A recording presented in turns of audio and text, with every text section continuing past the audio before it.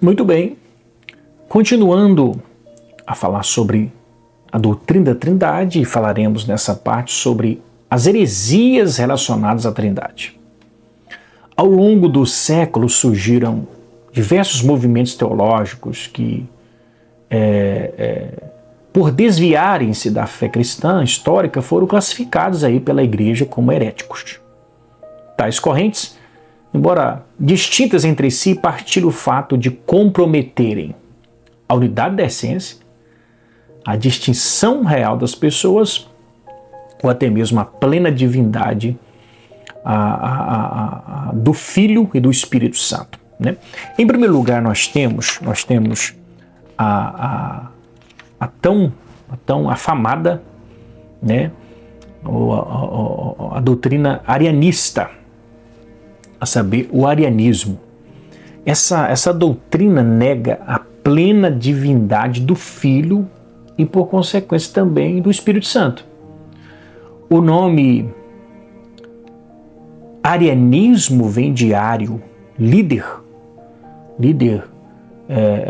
do século IV, cujos ensinos foram condenados no Concílio de Nicéia, né? Segundo Gruden, na sua teologia sistemática, melhor dizendo, Ário ensinava que houve um tempo em que somente o Pai existia e que o Filho foi criado posteriormente. Assim, embora o Filho fosse visto como um ser celestial exaltado, ele não seria eterno nem da mesma natureza do Pai. Os arianos afirmavam que o Filho poderia ser descrito como o Pai ou similar ao Pai, mas não da mesma natureza que o Pai. Para sustentar essa posição, recorria aos textos bíblicos que chama Cristo de Filho unigênito e de primogênito de toda a criação, argumentando que gerar significa dar origem à existência, né? Contudo, como destaca também o teólogo Gruden, essa interpretação não é exigida pelo texto bíblico. Quando ele explica Colossenses 1,15, ele afirma que o termo primogênito, nós vamos falar desse assunto mais à frente, mas já deixando essa deixa aqui, o termo primogênito não indica que Cristo foi criado, mas que ele possui os direitos e privilégios do primogênito, isto é, autoridade e supremacia sobre toda a criação. Nesse sentido, o texto deve ser entendido como Cristo sendo o primogênito sobre toda a criação e não parte dela.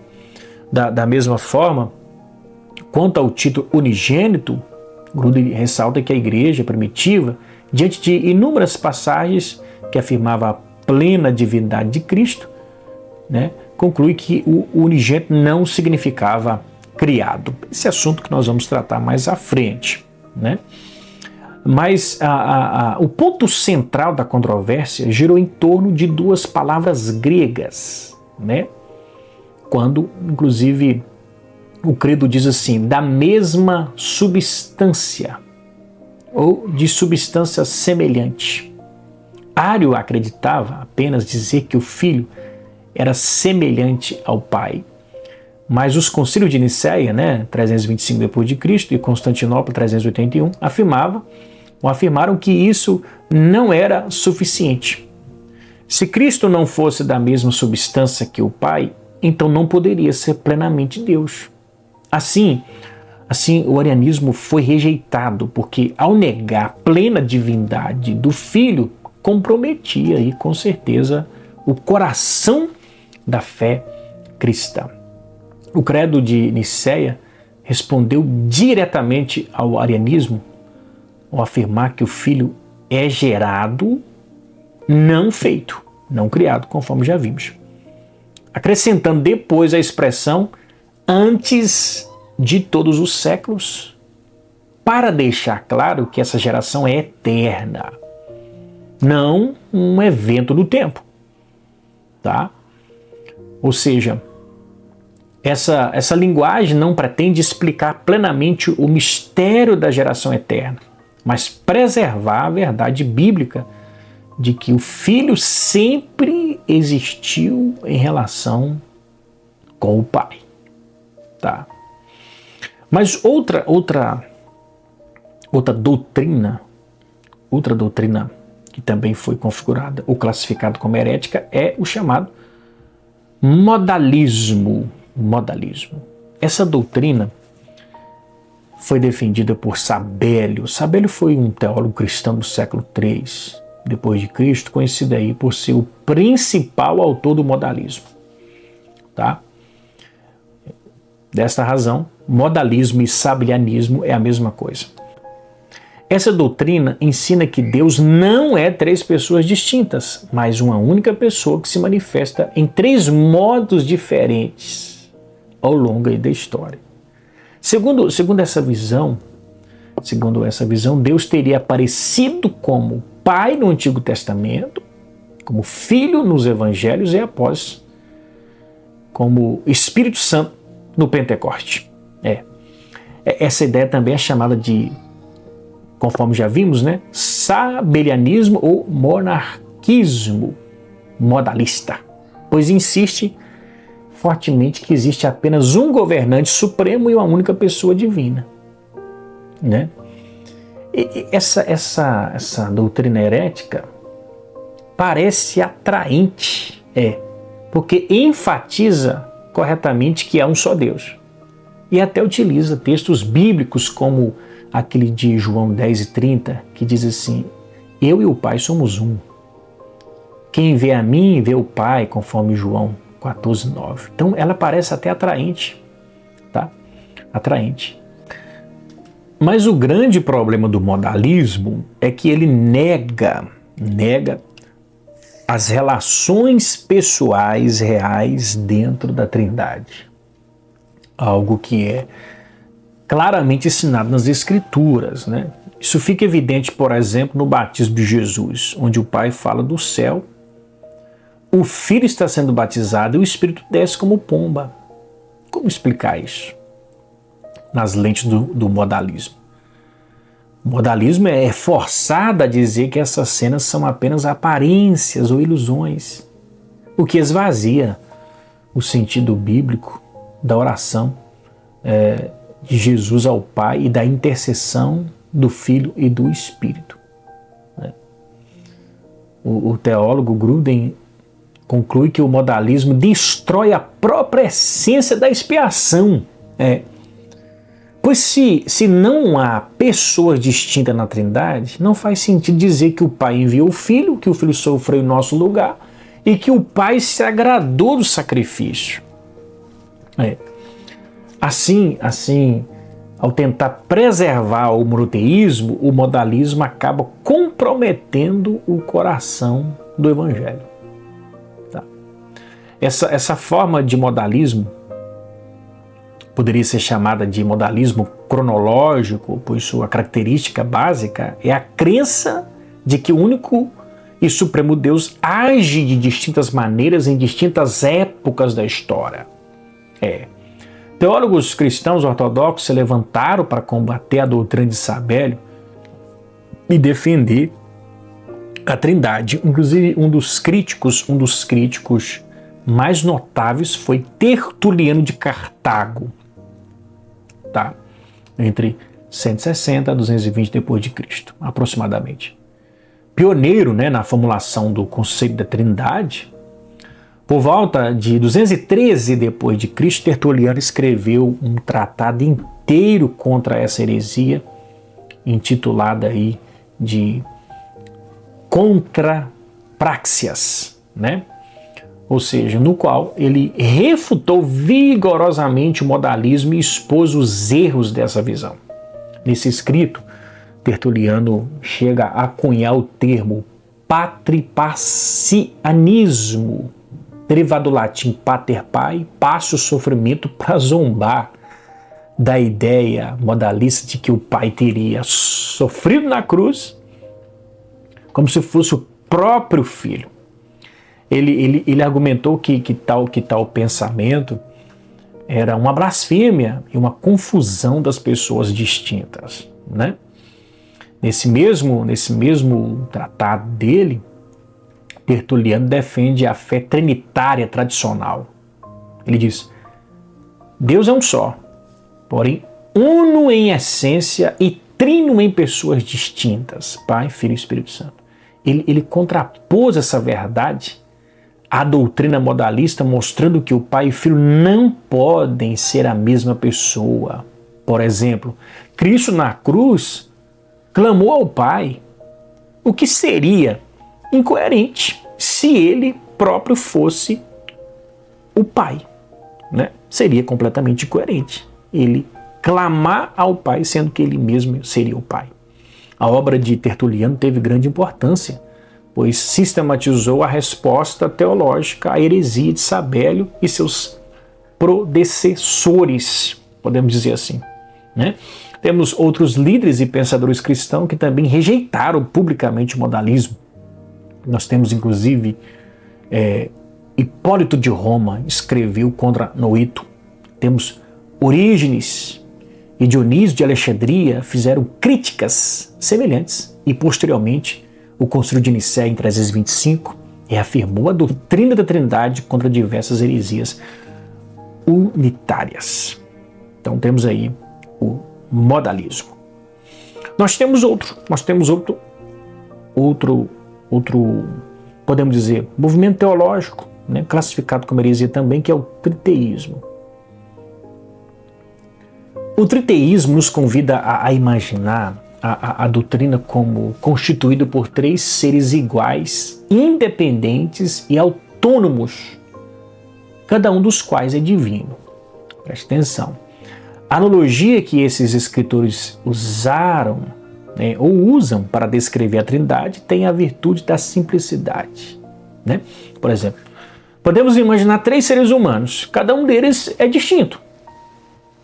Entretanto, eles compartilham da mesma humanidade. O mesmo ocorre com a Trindade. Existem três pessoas distintas, entretanto, com uma natureza divina em comum. Ao final, essa analogia conduz diretamente a um triteísmo moderado, né? Contudo, o tratado no qual Gregório de Nissa desenvolve essa teologia cristã, a analogia é, na verdade, intitulado Não há três deuses, tá? Sugerindo enfaticamente que via essa analogia como algo que refutava precisamente a posição que ele próprio era atribuído por seus críticos. Gregório de Nissa, na verdade, desenvolve sua analogia com tal grau de sofisticação que enfraquece a acusação inicial de triteísmo. Entretanto, mesmo um leitor mais atento fica com a impressão duradoura da existência de três entidades distintas e independentes na Trindade, né? E a pergunta que podemos fazer assim, por que isso é considerado heresia? Né? Parece até lógico para as Escrituras, mas é considerado heresia porque contradiz a verdade bíblica e história de que existe um só Deus, Deuteronômio 6:4. Tá? Esse único Deus existe eternamente em três pessoas inseparáveis. O triteísmo quebra a unidade divina e transforma a Trindade em três deidades separadas. Algo muito próximo ao quê? Ao politeísmo, né? Muito próximo ao politeísmo, que é muitos deuses, né? Como a teologia ortodoxa evita o triteísmo? A igreja sempre ensinou, meus irmãos, que é uma essência divina. Uma essência divina. Três pessoas realmente distintas. O que o Pai faz em unidade com o Filho e o Espírito, né? Chamamos isso de pericorese. Ou seja, as pessoas habitam uma nas outras, tá? Isso garante o quê? Nem triteísmo, três deuses, nem modalismo, um Deus com 3 máscaras. Então perceba aí que essas correntes teológicas classificadas como heréticas, em algum momento parece ter lógica teológica. Mas precisamos recorrer a uma discussão mais aprofundada. Outra doutrina herética é, a saber, o unicismo. O unicismo é uma divisão das Assembleias de Deus dos Estados Unidos e cuja doutrina é um desvio teológico no que diz respeito à Santíssima Trindade. E também a soterologia, né? Doutrina da salvação. Na verdade, o unicismo é uma adaptação da antiga doutrina conhecida como modalismo e sabelianismo, conforme já vimos. Nos tempos modernos, os unicistas foram chamados de Movimento do Nome Jesus, mas seus opositores o chamavam de Só Jesus. Os principais unicistas no Brasil são a Igreja Voz da Verdade, né? Do conjunto de mesmo nome, o Tabernáculo da Fé, a Igreja Local, o Movimento Árvore da Vida e as tão famosas Testemunhos de Jeová, e entre outros, né? Outros movimentos que seguem isso aí. Mas o unicismo moderno veio de um desvio do movimento da Rua Azusa, movimento pentecostal, né? Em 13 de abril de 1913, no encontro pentecostal internacional, né, na Califórnia, quando o evangelista canadense Robert Edwards afirmou naquele evento que os apóstolos batizavam em nome de Jesus. Isso causou impacto aos presentes, né? Depois um teólogo procurou reverter esse quadro, porém já era tarde. Né? Porém já era tarde. Um imigrante alemão disse ter orado aquela noite inteira e pela manhã do dia seguinte pregava que o Senhor havia revelado a verdade sobre o batismo em nome de Jesus, conforme Atos 2:38. E muitos creram na sua mensagem. Né? Os unicistas afirmam que Deus é Jesus, diferente de Jesus é Deus. Né? Isso não é um mero jogo de palavras.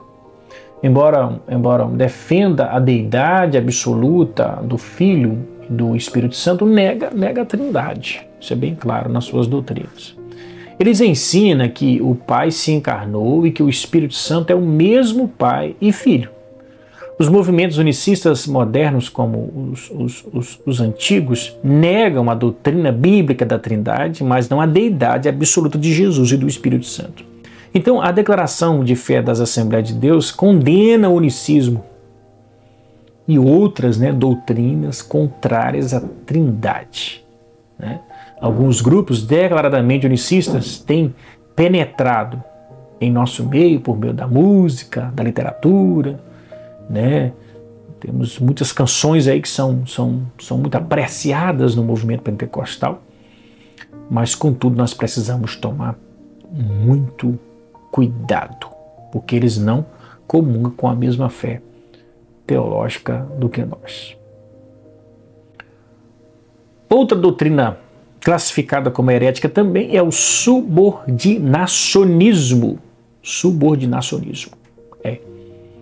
O subordinacionismo é uma doutrina teológica antiga, né, que afirma existir inferioridade do Filho ou do Espírito Santo em relação ao Pai.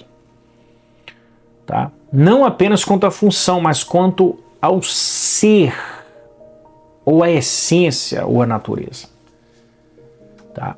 Diferente da fé trinitária histórica, o subordinacionismo nega a igualdade plena entre as pessoas da Trindade. Tá? Historicamente, essa visão apareceu de forma embrionária em alguns autores da igreja primitiva, o nome frequentemente citado é o de Orígenes, né? De Orígenes, que, embora defendesse a geração eterna do Filho, acabou formulando uma linguagem que sugeria subordinação ontológica do Filho ao Pai. Embora defendendo a geração eterna, a linguagem que ele utilizou sugeriu uma subordinação ontológica, ou seja, de ser e de essência. Essa perspectiva abriu espaço para interpretações hierárquicas dentro da Trindade, né? A forma mais extrema do subordinacionismo surgiu com Ário. Já falamos alguma coisa relacionada a ele, que ensinava que o Filho foi criado do nada e, portanto, não era Deus verdadeiro. Para Ário, houve um tempo em que o Filho não existia, né? Essa doutrina ameaçava diretamente o núcleo da fé cristã, pois negava a divindade plena de Cristo. Tá. Agora, é muito importante nós distinguir o subordinacionismo herético da subordinação funcional legítima. São duas coisas distintas, tá? Porque, veja bem, a teologia cristã ortodoxa reconhece uma ordem relacional na Trindade. Ordem relacional na Trindade. O Pai envia o Filho e o Filho envia o Espírito, tá? Mas essa ordem não implica inferioridade de essência ou dignidade ou ontológica, tá? O subordinacionismo, ao contrário disso, afirma uma hierarquia de ser, uma hierarquia de natureza, o que foi claramente rejeitado pela Igreja, tá? Ao tratar do subordinacionismo, alguns autores explicam que essa doutrina afirmava que o Filho era eterno e divino, mas inferior ao Pai em ser ou atributos. Olha aí, que perigo, né? Diferente do arianismo, que dizia que o Filho foi criado. O subordinacionismo sustentava uma inferioridade ontológica do Filho. Isso às vezes está na mente de muitas pessoas, né? Parece que quando muitos crentes olham para a Trindade, vê uma ideia de hierarquia, Pai, depois Filho, depois o Espírito Santo. Mas isso não pode ser considerado uma hierarquia de ser ou de natureza. Não há isso. Não há isso na Trindade. Não há inferioridade nem superioridade no que se refere à natureza e essência. Como já disse, houve a ideia da subordinação funcional na economia da salvação, coisa que nós veremos mais adiante. Tá bom? Deus abençoe.